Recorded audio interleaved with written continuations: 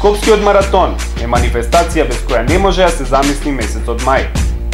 Оваа година се одржува по 11 пат, а досега се пријавија рекорден број надпреварувачи во сите дисциплини. Ниеден македонец досега нема победено на полумаратонот и маратонот, иако во неколку наврати нашите атлетичари беа неверојатно близко. На 11-тиот Скопски маратон нашите надежи се полагаат во атлетичарот Кокан Ејановски, кој досега два пати со второ време ја завршуваше полумаратонската трка. По тој повод дојдовме во фитнес центарот Синерџи да видиме како се подготвува за престојниот маратон.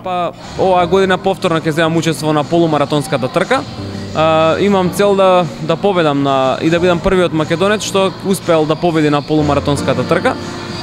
До сега најдобри успеси имам 2010 година трето место, 2013 и 2014 бе второ место и мислам дека редно време е 2015 да победам во севкупна конкуренција.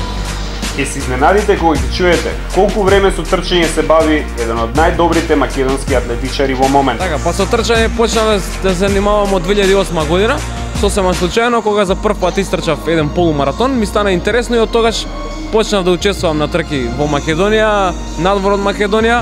Продолжив активно да трчам, најнапред како почетник, без да знам, имам познавања, потоа се насочив малку повеќе. Во денешно време сум државен правак во неколку дисциплини. Значи, сум трчал на трки како во Македонија, така и надвор од нашата земја, што во сопствена режија, што како репрезентативец на Македонија.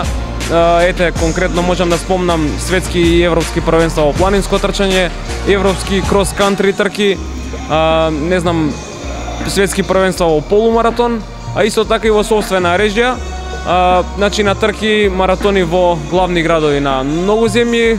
Атлетичарите не можат секогаш да вежбаат на отворено, бидејќи временските услови некогаш не го дозволуваат тоа. Како се припремаат во вакви ситуации? Да, многу е важно освен трчањето да се тренираат и останати вежби. Конкретно за трчањето многу помагаат вежби од типот на истегнување. Значи, правам вежби за стомачни вежби, за горни и долни, нели, стомачни, грбни и кога е ладно, кога не дозволуваат условите тоа да го правам во надворешна околност, овие вежби ги правам во Синерџи. Затоа, на 10 мај, да дојдеме во што поголем број и сите заедно да му дадеме поддршка на нашиот Кокан, да се запише во историјата на македонскиот спорт.